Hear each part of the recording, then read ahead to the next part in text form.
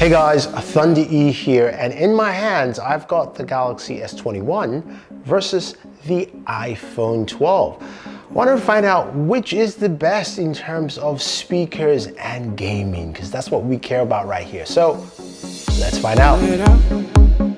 Keep it loud. All right guys, thank you for joining me on the channel. If you haven't subscribed already, hit the subscribe button and notification icon to watch more videos like this on the channel. So I do have the brand new Galaxy S21 and the iPhone 12, and I figured this was a good price point because this is of course the entry level within both of the series. Yes, I know there's an iPhone 12 mini, but as we've seen, Apple has cut production and is moving over to the 12 and 12 Pro. So most people are looking at the iPhone 12 if you're an iOS user. And of course, if you're a Galaxy user, then the Galaxy S21 is the device for you. So looking at both devices, they've got, of course, different cameras. We have the triple camera setup on the Galaxy S21, and we've got, of course, a dual camera setup. This is not a camera video, so I'm not showcasing that, but go ahead and check out Super Sap's video on that. He does a good job on it, as well as my buddy Danny Wingett. But what we care about is internals for gaming. But before we get to that, what about audio? It's really important in your gaming experience. Both of them have stereo speakers, with the Galaxy S21 using Dolby Atmos. So without wasting any more time, let's take a listen to audio from both speakers and then we'll find out.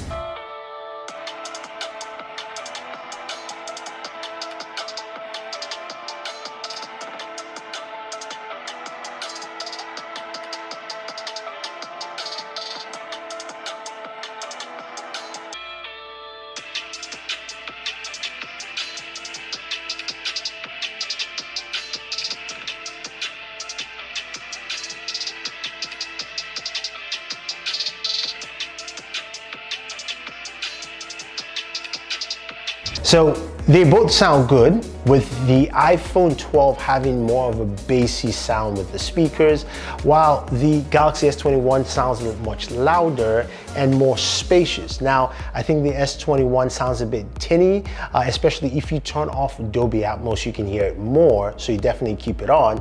But I want you guys to let me know which of these two speakers you like. I'm kind of in between both. I prefer the S21 Ultra, honestly, but I would say these two on two different spectrums here. But anyway, let's get into gaming. Now, we do have the Snapdragon 888 on the Galaxy S21 or the Exynos version, but my version here is the Snapdragon version. And we do have the Apple A14 chipset on the iPhone 12. So with the Galaxy S21, it is a 6.2-inch display, 6.1 on the iPhone 12. Now, in terms of refresh rate, you've got an adaptive refresh rate of 120 Hertz. And of course, this is adaptive. If nothing's going on the screen, it drops down. This is using the show refresh rate feature in developer options on Android, which you can use. While here we're using test UFO, showing us it's just 60 for the iPhone. So as gamers, we want faster refresh rates, and the Galaxy takes the edge right there.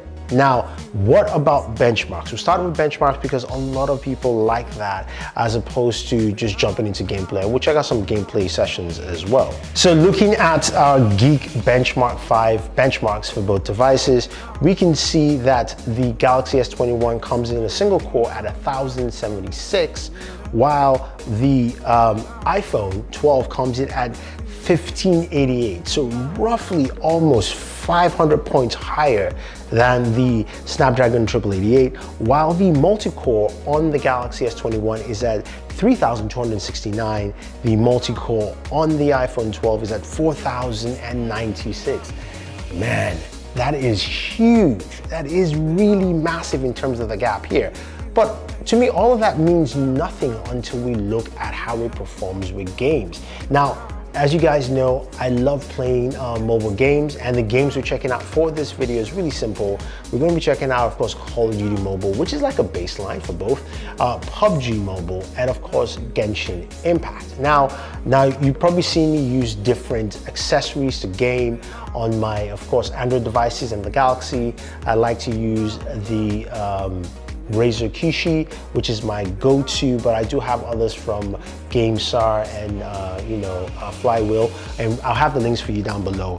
And for the iPhone, you saw that backbone controller and you're going like, what is that? It's a really cool controller, and I think probably the best controller for the iPhone. But let's take a look at our very first two games and look at what we have in terms of benchmarks. Start off with PUBG Mobile, not Call of Duty Mobile, but PUBG Mobile. With settings here at Ultra HD Ultra for the S21, we got 40 frames per second with 100% FPS stability, while for the iPhone 12, we got 43 frames per second with 99% stability. It's 2 FPS more, doesn't really matter. But looking at the CPU usage, the iPhone is at 53%, GPU is at 32%. Now, granted, GPU is not registered on the Galaxy. The CPU usage is rated at 10.94.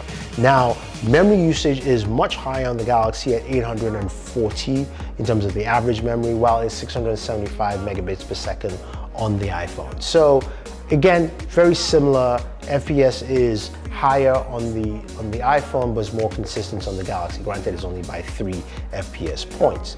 So when we go over to check, of course, Smooth Extreme, which is the next setting you can use, I like to use with PUBG Mobile. Looking at the Galaxy S21, 60 frames per second, 100% FPS stability, which is great, while the iPhone is at 59% with 100% FPS stability. Again, this is marginal in the line of error, so I think that's fine. CPU usage here for the iPhone is at 56.5% or 50%, while the Galaxy, it's at 13.50. Again, it's registering low. Maybe that would change when we get an update to supporting the GPU software, but again, it's just giving me that. But in terms of memory, we're looking at 863 for the Galaxy, while it's 671 megabits per second for the iPhone. So again, memory usage there is lower. Now, when we move over to Call of Duty Mobile, now, of course, this one we expect it to run well because the game always runs well. I mean, it's COD Mobile, it's not intensive, but it's a good baseline just to check out. 60 FPS, 99% stability for the Galaxy S21 with 1,132 megabytes of memory usage. Again, CPU is at 10.81, so I'll kind of discard that because it's very similar there. Now with the iPhone, we're looking at 59 frames per second with 100% FPS stability, and the memory usage is 941, so a bit higher here with Call of Duty Mobile as opposed to what we had on PUBG. Now, of course, finally, we're going to move over to, Genshin Impact, which of course is a game that is graphically intensive. I, of course, set the game to 60 frames per second, which is the highest you can do. And on the Galaxy S21, we're looking at 60 frames per second, 99% FPS stability. CPU usage just show up higher at 27%, and its memory usage is at 1,417 for its average memory usage. So much higher there. And when we go over to the iPhone 12, we're looking at 58 frames per second. So this is 2 frames lower, and stability is also dropped down to 97%. And CPU usage here on the iPhone is really high, 93.59%. Now, again, I don't fully trust my readings for CPU usage on the Galaxy, but again, it's just really much higher here. And the average memory usage is 1,130. So what does that all mean? I threw numbers out there for you and you're going, okay, but Thunder E, we saw it ran well. And if you look at both gameplays, they run really well on any of those games I mentioned. What it means is simply this: both systems can run games really well. Run the games you want to, and it looks like the Galaxy has caught up. We know that with the Snapdragon 865 or 865 Plus last year, we couldn't run Genshin Impact at 60 frames per second with a high enough FPS stability, and that has improved this year. So that is great to see with that. And it doesn't really matter with benchmark scores because yes, the iPhone had higher benchmark scores, but it ran well. And it also doesn't really matter with memory as well because the Galaxy has 8 gigs of RAM and the iPhone 12 is ringing around 3 or 4. And that runs well as well. So it all depends on how things are optimized on the system. Now you're gonna ask me about temperatures. This is where Samsung has caught up with Apple. Now, usually we know there's a lot of thermal cooling on Samsung devices. They haven't mentioned much this year. The iPhone was running at about 103, 104 degrees. The Galaxy was also running at 103 and 104 degrees. So special cooling or not, it doesn't really do anything. I don't know if it has this year, but temperatures, they're running about the same.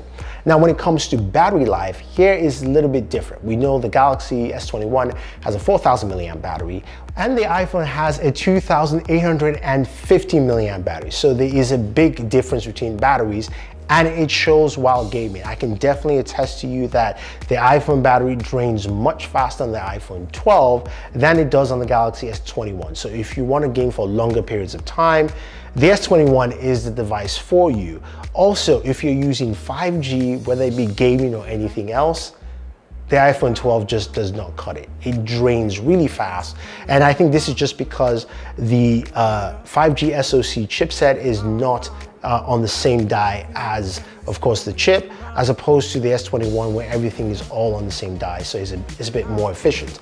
I think overall though, if you're looking at both of them as devices for gaming, day-to-day use, you'll find that they do both work well. Now, if your worries are battery life, and temperatures, I will still lean over to the Galaxy S21 because you get longer battery life and will perform just as well with all the games you want to. So there it is, guys. Let me know your pick. Is it the Galaxy S21 or the iPhone 12? If you have any questions or any comments, leave them down below. Otherwise, don't forget to like, share, subscribe, and always enjoy your entertainment.